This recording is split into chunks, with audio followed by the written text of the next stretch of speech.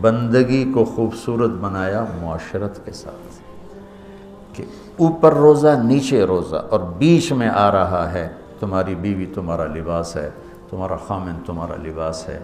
یہ ایک خوبصورت درس ہے بچوں، اگر اس کو میں لے لوں، آپ لے لیں، جو سن رہے ہیں وہ لے لیں، ان کی زندگیاں آباد ہو جائیں۔ السلام علیکم ورحمۃ اللہ وبرکاتہ۔ امید کرتا ہوں سب بخیر و عافیت ہوں گے۔ آج کی اس ویڈیو میں انشاءاللہ العزیز آپ دیکھیں گے مولانا طارق جمیل صاحب بہت خوبصورت اور دلکش بیان، جس میں ازدواجی زندگی کو بہتر بنانے، خصوصاً شادی کے بعد والی زندگی پر گفتگو کی گئی ہے۔ تو آئیے سماعت فرمائیں۔ سب کچھ ہو بیوی نہ ہو تو تنہائی کا احساس مار دیتا ہے۔ بیوی کے بغیر کوئی زندگی نہیں ہے، اور خامد کے بغیر عورت کی کوئی زندگی نہیں ہے۔ قریب ترین رشتہ بیوی ہے۔ جو سسرال میں زیادتی ہو رہی ہے، میں اس کے ازالہ کی کوشش کر رہا ہوں۔ تو ہم ایک ہندی معاشرے سے متاثر ہیں جہاں بیوہ کی کوئی سنوائی نہیں، مطلقہ کی کوئی سنوائی نہیں۔ اور تمہیں عجیب بات بتاؤں، یورپ میں نظر آتا ہے عورت بڑی آزاد ہے، یورپ کی عورت پر یہاں سے بھی زیادہ ظلم ہوتا ہے۔ اللہ تعالیٰ نے جتنے انسانی رشتے بنائے ہیں، ماں باپ، بہن بھائی، چاچے تائے، دادا دادی، نانا نانی، ساس سسر، خالہ بھانجا، بھتیجا، پھوپھی پھوپھا، یہ جتنے اللہ نے رشتے بنائے ہیں، ان میں سب سے اہم رشتہ خامد اور بیوی ہے۔ سب سے اہم رشتہ خامد اور بیوی ہے۔ سب سے قریب ترین رشتہ خامد اور بیوی۔ لباس سے زیادہ کوئی چیز میرے قریب ہے؟ آپ کے قریب لباس سے زیادہ کوئی چیز قریب ہے؟ بولو۔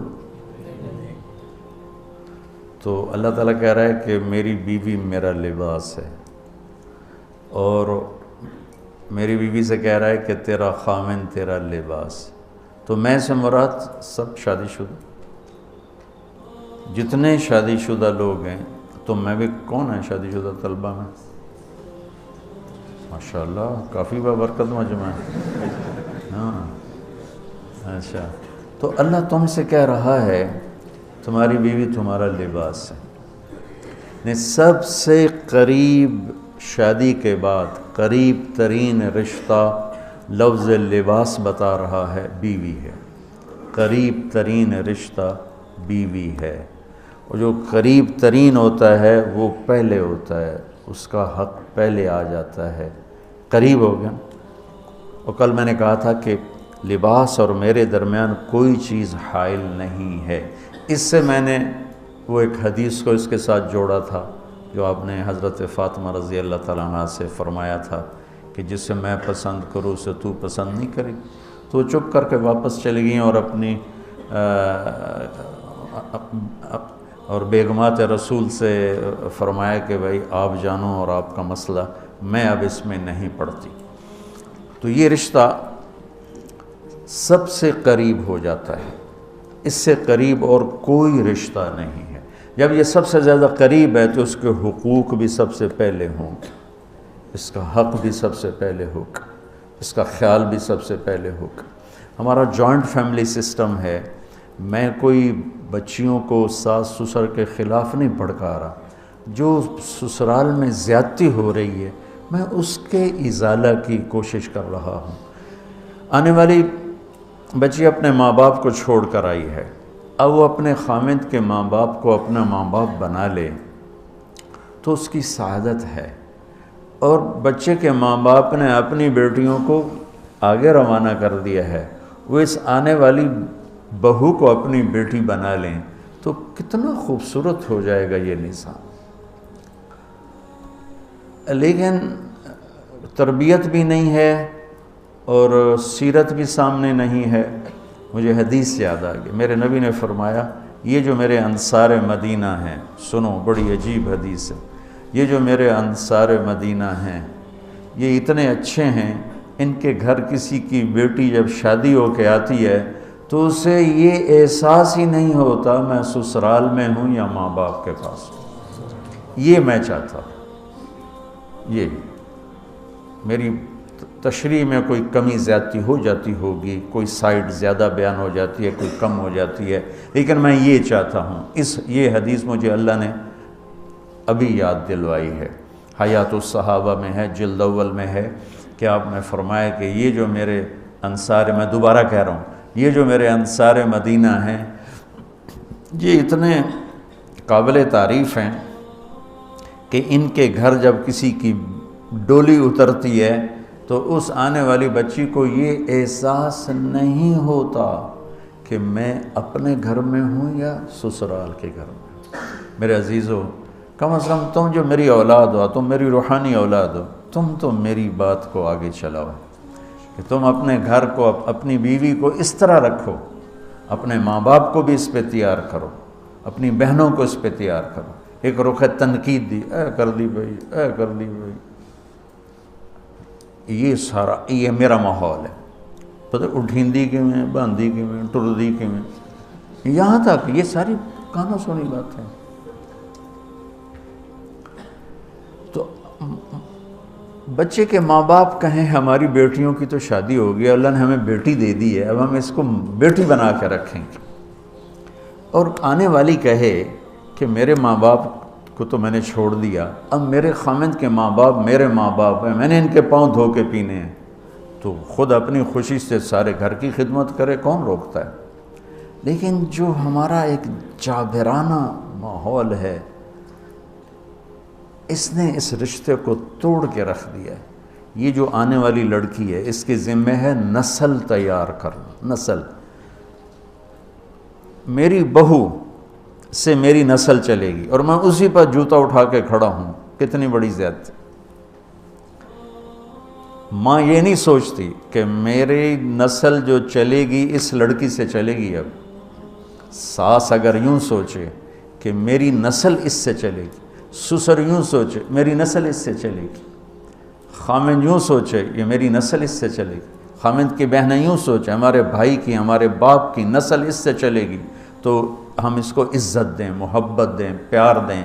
تو وہ پاگل ہے جو تمہیں کاٹ کھائے گی یا تم سے لڑے گی؟ اس کو تانے اتنے ملتے ہیں، ذلت اتنی ملتی ہے۔ اور میں نے جیسے کہا لباس سب سے قریب ہے، تو اس کے بعد بیوی کا حق سب سے پہلے آ جاتا ہے۔ ماں باپ کی طرف سے زیادتی آئے تو تمہارے ذمہ ہے اپنی بیوی کو بچاؤ، اللہ کے واسطے اپنی بیویوں کی حفاظت کرو۔ ہاں تمہاری بیوی کی طرف سے زیادتی آئے تو اللہ کے واسطے ماں باپ کی حفاظت کرو۔ تو اس کا مطلب یہ نہیں کہ تم ڈنڈا اٹھا لو، اپنے اخلاق ایسے بناؤ، سپرنگ بن جاؤ، سپرنگ جو فریشر سے کو قبول کر کے دب کر کے نیچے چلا جاتا ہے۔ نیچے جانے میں جڑ جانے کا نظام چھپا ہوا ہے کہ جھک جاؤ، ماں باپ ناراض ہو ان کے پاؤں پکڑ لو، بیوی ناراض ہو اس کے پاؤں پکڑ لو۔ ذلت میں عزت چھپی ہوئی ہے، ساری زندگی کا تجربہ بتا رہا ہوں۔ ذلت اللہ کی رضا کے لیے ذلت اٹھانے میں عزت چھپی ہوئی ہے۔ ہن لباس لکم، کتنا ہی مجھے غصہ چڑھا ہو میں اپنے کپڑے پھاڑوں گا، مجھے غصہ آ گیا میں نے اپنے کرتے پھاڑنے میں، کسی یہ پاگل تو کرے گا، سمجھدار دوئے دا کرتا پاڑے گا، اپنا نہیں پاڑے گا۔ اب مجھے بیوی پہ غصہ چڑھ گیا تو میرا لباس ہے، اس کو تار تار کر دوں، گالیاں دوں، تھپڑ ماروں، تو ایسے جیسے میں اپنے کرتے کو پھاڑ رہا اور اپنے کرتے کو تار تار کر رہا۔ بیوی کو غصہ چڑھے تو وہ اپنے کپڑے پھاڑتی ہے۔ کپڑوں کے لیے کتنے حفاظتی نظام ہیں، الماریاں بنی ہوئی ہیں اور ہینگر بنے ہوئے ہیں، کریز خراب نہ ہو۔ ہم کھاتے ہوئے کیا کرتے ہیں، آگے اگر کپڑے نئے پہنے ہوں تو آستینیں چڑھا لیتے ہیں کہ کہیں کوئی شوربہ، کچھ سالن ادھر نہ لگ جائے، ادھر نہ لگ جائے۔ میں جب بھی بیٹھتا ہوں تو میری بیوی کہتی ہے آستینیں چڑھاؤ، آستینیں چڑھاؤ، لگ نہ جائے۔ اور آگے ہم کیا کرتے ہیں، تولیہ رکھتے ہیں، نیپکن رکھتے ہیں، رومال رکھتے ہیں۔ بڑے بڑے ہوٹلوں میں جاؤ تو پہلے وہ ساتھ رکھا ہوتا ہے کہ کوئی کھانے کا ذرہ گرے، سالن کا کوئی قطرہ گرے تو آپ کے کپڑے خراب نہ ہوں۔ ہم کیچڑ میں جا رہے ہوں تو ہم اپنے پاؤں گندے کر لیتے ہیں، کپڑے گندے نہیں ہونے دیتے۔ اپنے شلوار اوپر کر لیتے ہیں، پتلون اوپر کر لیتے ہیں، پاجامہ اوپر کر لیتے ہیں۔ تو جب کہیں سے کوئی آنے لگے ایسی ناگواریاں تو اپنے اوپر لے لو، بیوی پہ نہ آنے دو۔ ہم کپڑا بچاتے ہیں یا پاؤں بچاتے ہیں؟ کپڑا بچاتے ہیں، شلوار اوپر ٹانگ لیتے ہیں۔ کرتے کو یوں سمیٹ لیتے ہیں. تو جتنا کیچڑ ہے حالات کا، واقعات کا، اخلاق کا، وہ کیچڑ اپنے اوپر لے لو، بیوی کو بچا لو. اور بیوی کیا کرے؟ وہ جتنا کیچڑ ہے حالات کا، واقعات کا، ناگواریوں کا، اپنے اوپر لے لے، خامد کو بچا لے. لباس کا اور کیا کام ہے؟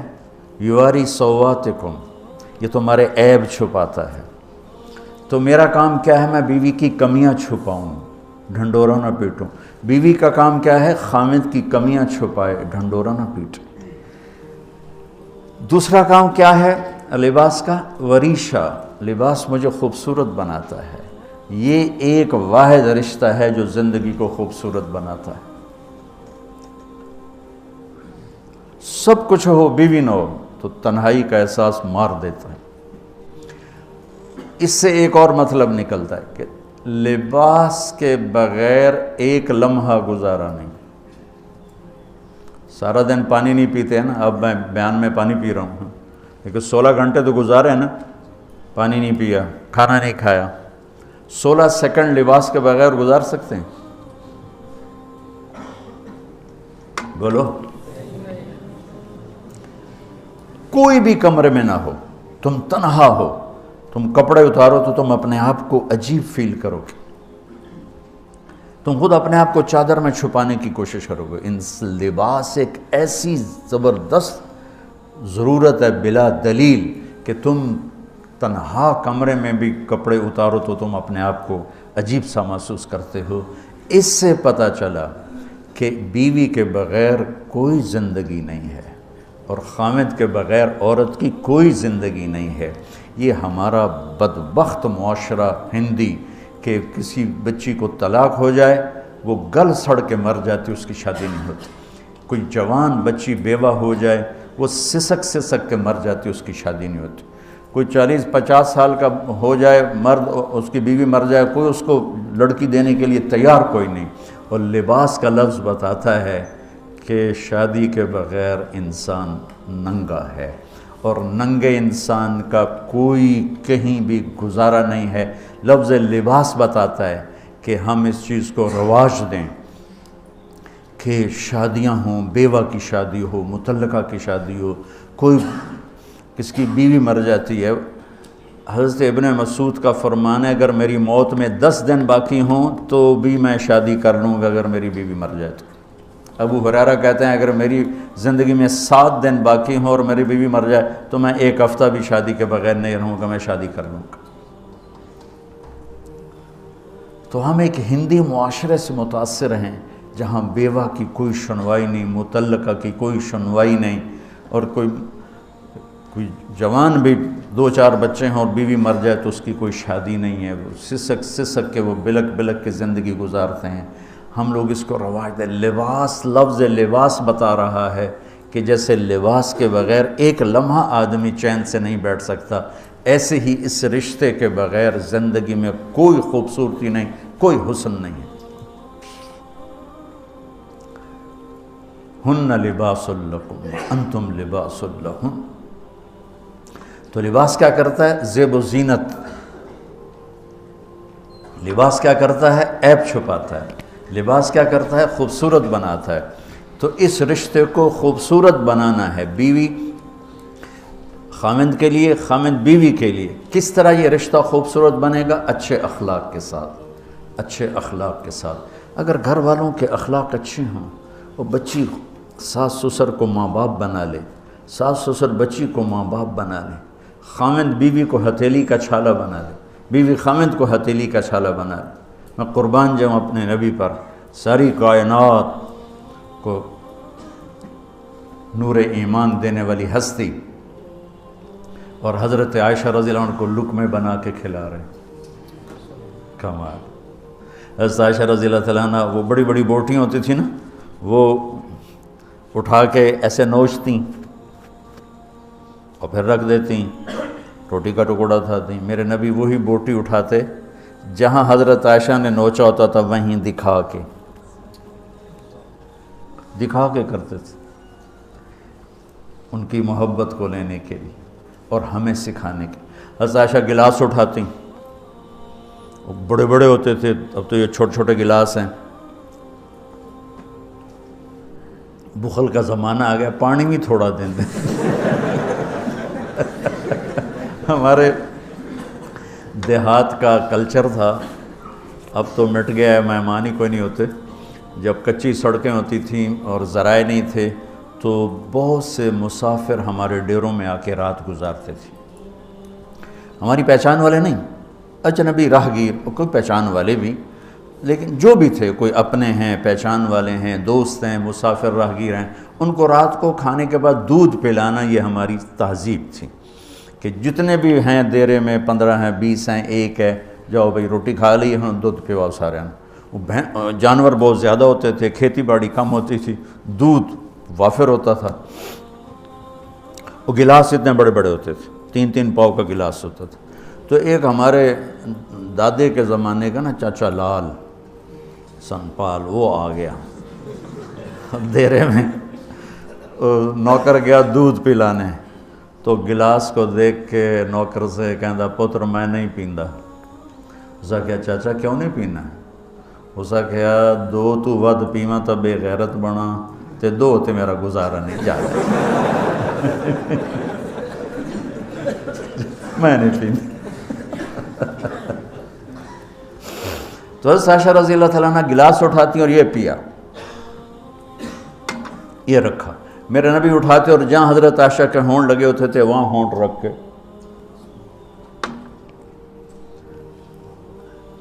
یہ زندگی سکھائی ہے. یا عائشو، کیا محبت سے بولا عائشہ نے، یا عائشو، یہ عاشقانہ انداز ہے، محبوبانہ انداز ہے. یا حمیراء، عائشہ آؤ دوڑ لگائیں. عائشہ مجھے پتہ چل جاتا جب تو میرے اوپر ناراض ہوتی ہے. حضرت عائشہ نے کہا وہ کیسے؟ کہ جب تو میرے اوپر ناراض ہوتی ہے نا تو یہ نہیں کہتی مجھے رب محمد کی قسم، تو کہتی مجھے رب ابراہیم کی قسم. جب تو میرے اوپر راضی ہوتی ہے تو کہتی ہے مجھے رب محمد کی قسم، اور جب تو میرے اوپر ناراض ہوتی ہے تو کہتی مجھے رب ابراہیم کی قسم. کہ یا رسول اللہ صلی اللہ علیہ وسلم نام ہی آپ کا نہیں لیتی، میرا تو دل آپ پہ گیا، میری جان قربان ہے آپ پر. عرب کے ماحول میں اظہار عشق عیب تھا بیوی سے. ہاں معشوق سے اظہار عشق، ساری شاعری بھری پڑی. تم نے شعراء جاہلیت پڑھو یا بعد کو پڑھو، بھری پڑی. وَهَلْ تَبْكِينَ لَيْلَا إِذَا مِتُّ قَبْلَهَا وَقَامَ عَلَىٰ قَبْرِ النِّسَاءُ النَّوَائِحُ لَيْلَا كَمَا لَوْ أَصَابَ الْمَوْتُ لَيْلَا بَكَيْتُهَا وَجَادَ لَهَا دَمْعًا مِنَ الْعَيْنِ الصَّافِحُ وَأَغْبِطُ مِنْ لَيْلَا بِمَا لَا أَنَالُهُ بَلَا كُلُّ مَا قَرَّتْ بِهِ الْعَيْنُ طَائِعُ وَلَوْ أَنَّ لَيْلَا. دیکھو لیلہ لیلہ لیلہ، 4 شعر ہیں لیلہ، ہر شعر میں لیلہ.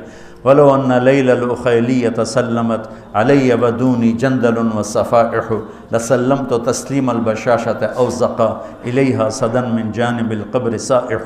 وہ بڑے زور شور سے لیلہ لیلہ لیلہ اپنے اشعار میں کہہ رہا ہے. لیکن بیوی سے اظہار عشق عیب، موت. اس ماحول میں جس میں بیوی سے اظہار عشق ایک عیب تھا اور معشوق سے اظہار عشق شاعری بھری پڑی. ترکت ہوا لیلا وسعد بمعزل، کیا کیا خوبصورت شاعری ہے. بے بالشموس الجانحات غواربا، اللہ بساط من الحریر جلاببا حاولنا تفدیتی وخفنا مراقبا فوضعنا ایدیہن فوق ترائب.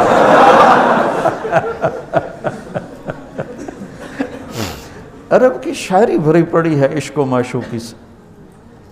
اس ماحول میں میرے نبی سے ایک شخص کہتا ہے یا رسول اللہ من احب الناس الیک، آپ کو سب سے زیادہ کس سے پیار ہے؟ بھری محفل ہے، مسجد الگ نہیں کہ یوں کر کے پوچھ رہا ہو. بھری محفل میں آپ سب سے زیادہ کس سے پیار کرتے ہیں؟ تو آپ نے زور سے کہا عائشہ سے.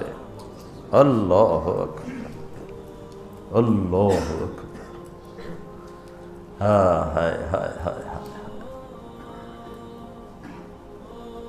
وہ تو ہل گئے، وہ کہنے لگے ان کی تو سمجھ میں نہیں آئی بات، تو انہوں نے کہا یا رسول اللہ میرا مطلب ہے مردوں میں آپ کس سے زیادہ پیار کرتے؟ تو آپ کو اندازہ ہو گیا بھائی کیوں یہ پوچھ رہا ہے، اس کو ہضم نہیں ہوا جواب۔ تو آپ نے کہنا تھا ابو بکر سے، تو آپ نے فرمایا مردوں میں عائشہ کے ابا سے، ابوہا عائشہ کے ابا سے۔ کیا زندگی سکھائی، ہن لباس لکم وانتم لباس لہن، یہ تمہارا لباس ہیں، تمہیں کتنا ہی غصہ چڑھے لباس تو نہیں پھاڑو گے، تمہیں غصہ چڑھے بیوی کو بے عزت نہ کرو، بیوی کو غصہ چڑھے تو کرتا پھاڑے گی، اپنا دوپٹے کو آگ میں ڈالے گی، نہیں اس کو بچائے گی، صرف پاگل یہ کام کرتا ہے۔ اسی ایک لفظ لباس کے اندر زندگی گزارنے کا پورا طریقہ موجود ہے، اور اسی کے اندر بیواؤں کی، مطلقہ کی، رنڈوے کی شادی کا اشارہ خوبصورت موجود ہے کہ لباس کے بغیر تو ایک لمحہ انسان نہیں گزار سکتا، تو اس کو رواج دینا یہ ہمارے ذمے ہے، اور اپنے نبی کی معاشرت کو بتانا یہ ہمارے ذمے ہے۔ ہم تو ان مسائل میں پڑ گئے جن کا نہ جنت سے تعلق ہے نہ جہنم سے تعلق ہے، الٹا وہ مسائل جس میں زیادہ اختلاف ہے اس میں زیادہ بولنا، زیادہ تقریریں کرنا، اس چیز نے ہمیں اپنی منزل سے بہت دور کر دیا، ہم کھو گئے ہیں، کہیں اور چلے گئے ہیں۔ تو اس عرب کے ماحول میں میرے نبی نے لباس بنا کے دکھایا۔ صفیہ رضی اللہ تعالیٰ عنہ چھوٹے قد کی تھیں، اونٹ پہ سواری کے لیے وہ خود نہیں کر سکتی تھی، آپ نے اپنا گھٹنا آگے کر دیا، حضرت صفیہ نے آپ کے گھٹنے پر پاؤں رکھا اور اس کو زینہ بنا کے آپ نے ان کو اوپر چڑھایا، زینہ بنا کے۔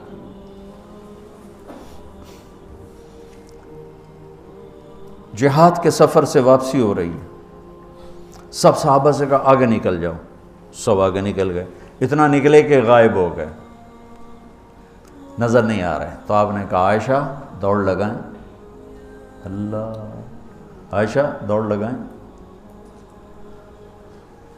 ہم نے کہا جی لگائیں۔ تو حضرت عائشہ فرماتی ہیں میں نے دوڑ لگائی، میں آگے نکل گئی، آپ پیچھے رہ گئے۔ کچھ سال گزر گئے، جہاد کے سفر سے واپسی ہو رہی، آپ نے کہا عائشہ دوڑ لگائیں، میں نے کہا جی لگائیں۔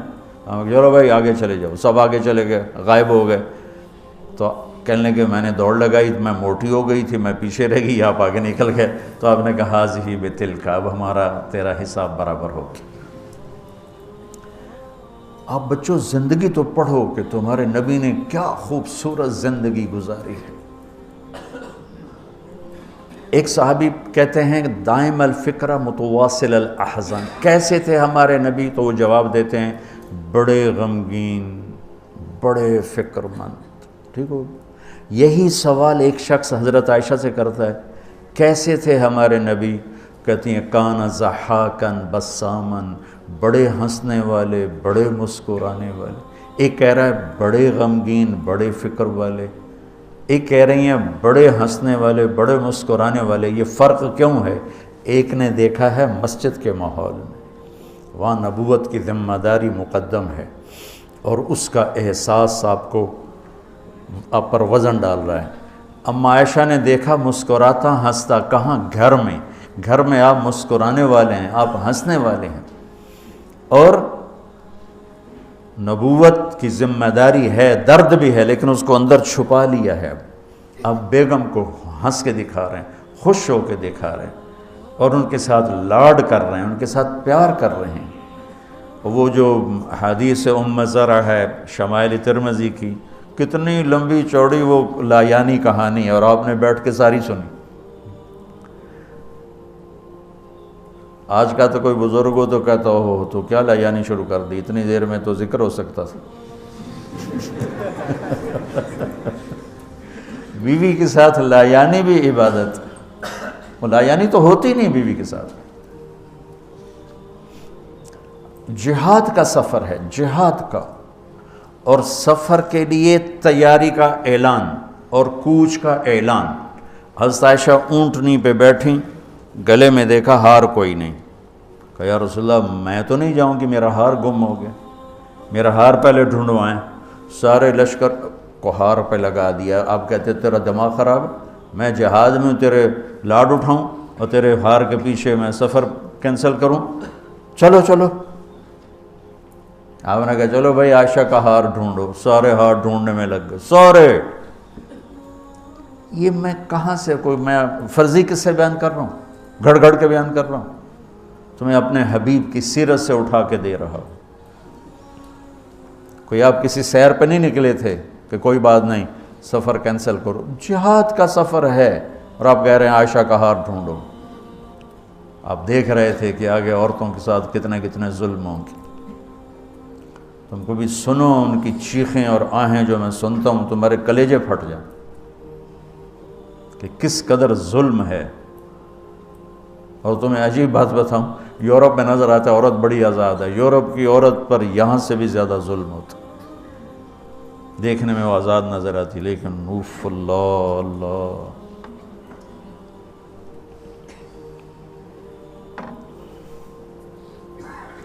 شام ہو گئی تو قافلہ رک گیا. اب تو بھائی شام ہو گئی, ہار نہیں ملا.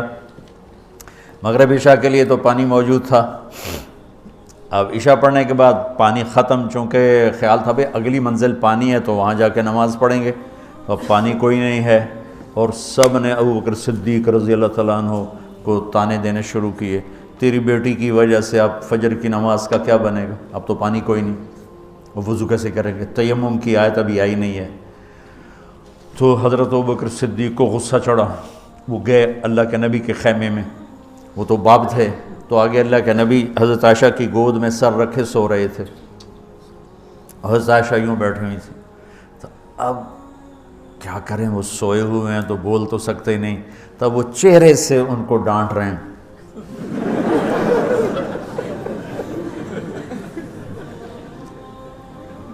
اور آگے بڑھ کے انگلی یہاں ماریں ٹک یوں. وہ کہتی میں ایسے ہو گئی تاکہ انگلی کے درد سے میں یوں نہ ہوں کہیں اللہ کے نبی جاگ نہ پڑیں. تو ٹک ٹک ٹک ٹک تیری وجہ سے آج سارے صحابہ تکلیف میں اور پانی کوئی نہیں ہے. گویا چہرے سے سارا کچھ کہہ رہے ہیں, یوں کر رہے ہیں, چہرے سے سارا کچھ بتا رہے ہیں اور غصے میں باہر آ گئے. اللہ کے نبی کی آنکھ کھلی, پتہ چلا پانی کوئی نہیں, نماز کا ٹائم ہے. اللہ نے کہا چلو فتیمموا صعیدا طیبا, چلو بھائی مٹی سے تیمم کرو, ہم نے تمہیں پانی سے بھی بے نیاز کر دیا. تو پھر سعد بن عبادہ کہنے لگے ابو بکر تیرے گھرانے کی یہ پہلی برکت تھوڑا ہی ہے, اور بھی بڑی برکتیں پہلے ملی ہیں. پہلے سب ناراض ہو رہے تھے, پھر سارے خوش ہو گئے کہ یہ کیا مل گیا, اللہ نے ہمیں تیمم دے. کسی امت کو تیمم نہیں ملا. دیکھو نا, یوں کر کے کر لو, اس سے کوئی پاک ہوتا ہے, اور پھر یوں ایسے کر لو, چلو بھائی غسل سے بھی فراغت ہو گئی. پانی کوئی نہیں ہے تو ہمیں غسل کی ضرورت پڑ گئی ہے, تو اتنا ہی کام ہے. ضربتان حضرت عمار بن یاسر, نیا نیا تیمم کا حکم آیا تھا, پتہ تھا نہیں کیسے کرنا ہے, تو وہ سفر میں تھے تو ان کو ضرورت پڑ گئی نہانے کی. انہوں نے کہا اب وضو کے لیے تو تیمم ہے بھائی, یوں کر لو, لیکن نہانے کے لیے تو تیمم کیسے کروں گا؟ تو سارے کپڑے اتار کے ریت پہ کبھی یوں لوٹ رہے, کبھی یوں ہو رہا, کبھی یوں ہو رہا. تھے بھی بڑے لمبے چوڑے. عمار بن یاسر آ کر کہنے لگے یا رسول اللہ آج میں نے یوں تیمم کیا. آپ نے کہا انما یکفیک ضربتان, ارے وہاں بھی تجھے 2 ضربیں ہی کافی تھیں, یہ اور یہ. تو نماز پڑھی گئی. حضرت عائشہ نے کہا یا رسول اللہ ٹھیک ہے ہار نہیں ملتا, چلیں. جب میرے نبی سے اماں عائشہ نے کہا چلیں, تب آپ نے کہا چلو.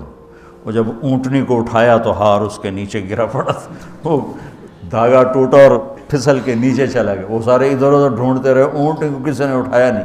اللہ نے تیمم کی رخصت دینی تھی اور ایک ہمیں خوبصورت زندگی کا درس دینا تھا کہ اتنے بڑے سفر میں بھی بیوی کے لاڈ کو مقدم کیا, ضرورت کو نہیں. ہار ضرورت ہے, بولو بولو. اس لیے کہلوانا چاہتا ہوں کہ تمہیں مشکل سبق بتا رہا ہوں. یہ یہاں کرسی پہ بیٹھ کے بتانا بہت آسان ہے, جب ناگواری آتی ہے پھر پتہ چلتا ہے کہ اب اپنے آپ کو سنبھالنا کیسے. اگر ناگواریوں کو سہنا سیکھ جاؤ گے تو تمہارا گھر جنت بن جائے گا. اگر ناگواریوں کو اگلنا شروع کرو گے تو تم اپنے گھر کو جہنم بنا لو۔ یاد رکھنا، شکل صورت چند دن، روپیہ پیسہ ایک دن بھی نہیں، کپڑے زیور گاڑیاں چند دن، اور اخلاق موت تک ساتھ دیتے۔ اخلاق کا حسن کبھی باندھ نہیں پڑتا، اخلاق کے حسن و جمال کو کسی میک اپ کی ضرورت کوئی نہیں۔ بمکارم الاخلاق کن متخلقا لیفوها ثناء جدک العطر الثنی فاصدق صدیقک ان صدقت صداقتا فادفع عدوک باللتی فاذا الذی۔ ضمیری کہتے ہیں کہ ایسے اخلاق بنا کہ تم مشک کی طرح مہکے، دوست کو دوست بن کے دکھا، اور فادفع عدوک باللتی فاذا الذی، یہ مصر آپ کی فصاحت پر پتہ بتاتا ہے کہ کیا کمال سے آیت کو اس مصرے میں فٹ کیا۔ فادفع عدوک باللتی فاذا الذی، ادفع باللتی ہی احسن فاذا الذی بینک وبینہ عداوۃ کانہ ولی، فادفع عدوک باللتی فاذا الذی۔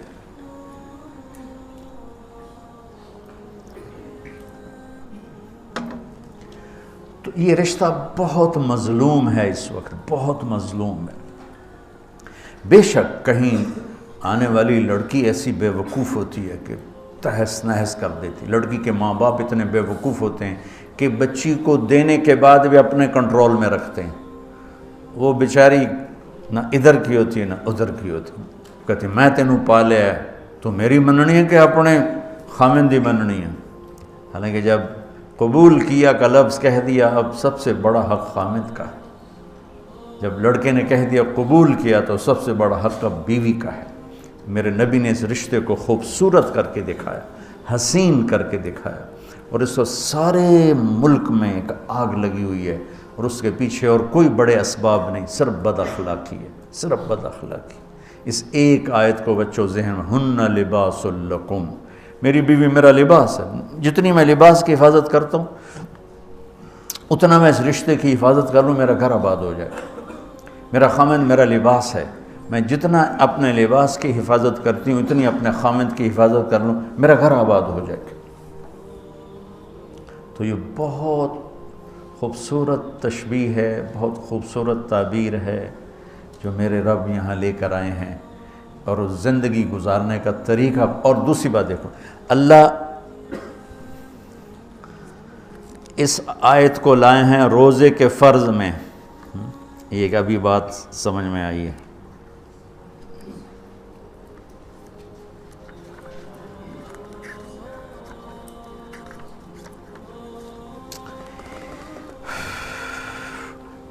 پیچھے آ رہا ہے یا الذین آمنوا کتب علیکم الصیام، روزے آ رہے ہیں، ٹھیک ہے، یہ سارا روزہ آ رہا ہے، یہ سارا روزہ آ رہا ہے۔